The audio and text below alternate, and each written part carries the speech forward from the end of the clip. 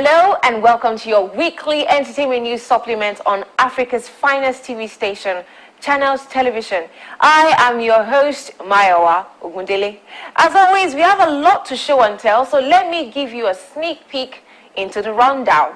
Legendary high life singer Victor Uwaifo reignites career as a recording artist.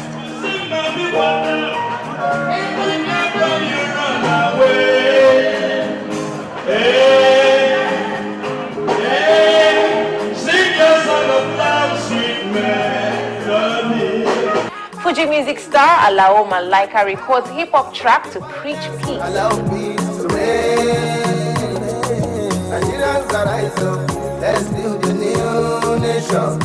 Film projects Dawn in the Creeks kicks off second season. Filmmakers debate royalty earnings. All these and more coming your way in a bit, so don't go away.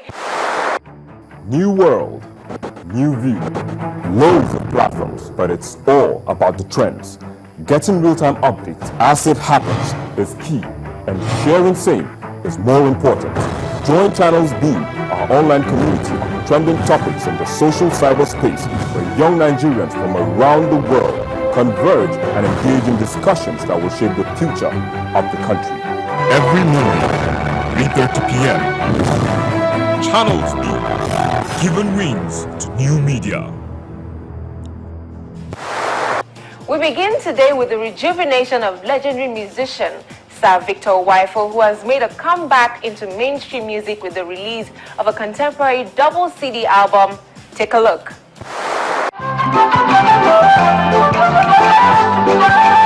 The tales of legends usually chronicles their meteoric rise to greatness, highlighting the moments they distinguish themselves from the others to become first among equals. Well, that template is a little different for this musical legend, Sir Victor Uwaifo.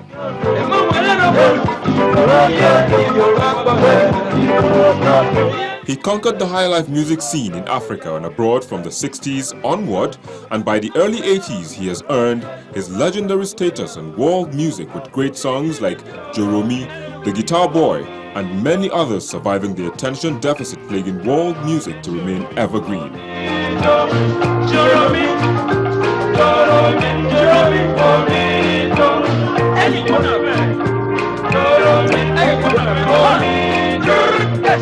The story of this legend, however, isn't over, as the Benin-born multi-instrumentalist has worked his way back into mainstream music. Before now, he has been thrilling fans that cut across different generations with his old songs, giving raving artists a run for their money at concerts.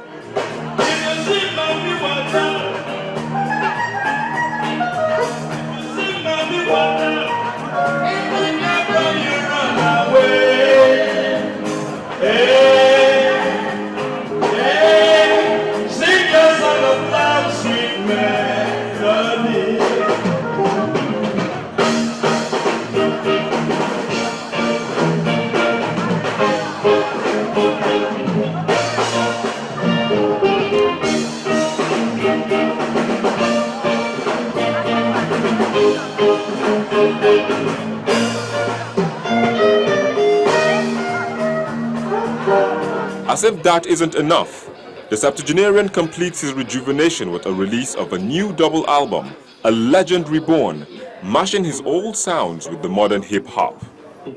Digital is very light and has no depth, but digital is original and you can feel the artist, his spirit, soul talking to another soul.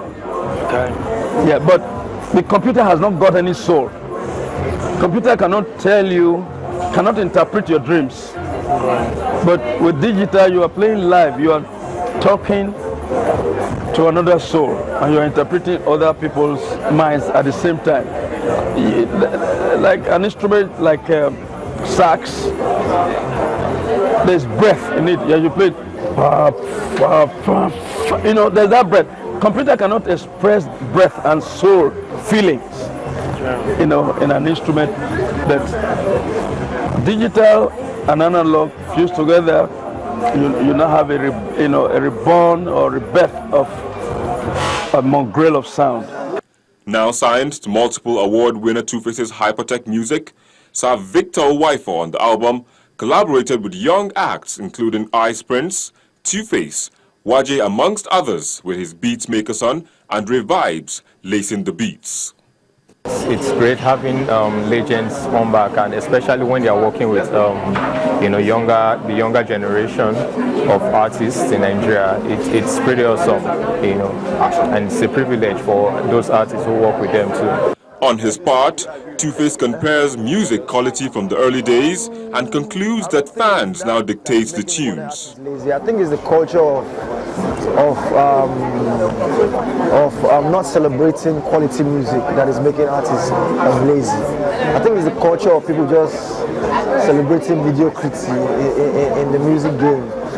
People, majority, I don't know why, so I think maybe it's because, there's too much problem, so people don't even want to concentrate on listening to, so they rather just jolly themselves and forget about the problem where they for ground.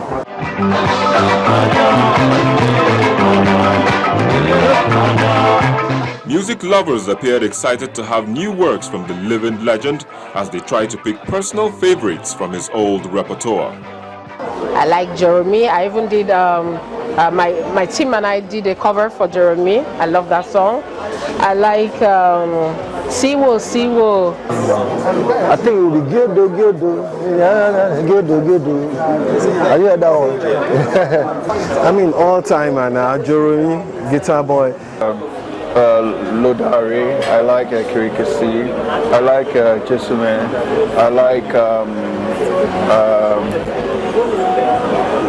like Akwankwa, I like so much. So it's just crazy. It's crazy. I'm officially the biggest Victor Uwaifo fan.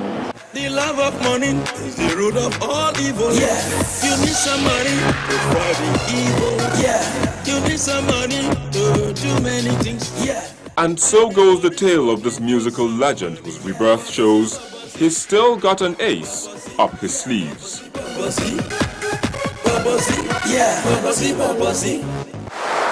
The second installment of the American government-supported film project Dawn in the Creeks is set to commence. This second installment follows a team of filmmakers' internal election processes, and not forgetting that this is election season, producers are interested in stressing the importance of youth participation in the forthcoming general elections. The event started with a recap of the first season of Dawn in the Creeks, a reality show aimed at changing the story in the Niger Delta. Then a preview of the second season of the show. I heard some of the most abusive speeches in the last 10 years from my people, right there. The show's host, Andre Blaise Henshaw, believes that with the achievement recorded in the Niger Delta region, things can become better. In season 1 of Dawn in the Creeks, we found 21 filmmakers from 3 communities in the Niger Delta. In season 2, they have to make movies which are centered around real-life stories in their own communities. In season 2, they are not just going to be social entrepreneurs because they make a living off the skills that they've acquired. They also have to become active advocates for peace in their communities, and they have done that. The Nollywood stars are not working alone. Like the first season, they are supported by the United States government. The American Consul General, Jeffrey Hawkins, explains that the United States is determined to see the success of the project because of its partnership with Nigeria. The Niger Delta is a really key part of this country. And if that part of this country doesn't succeed, it's hard to imagine a Nigeria in totality that's going to succeed. And so we focused on that.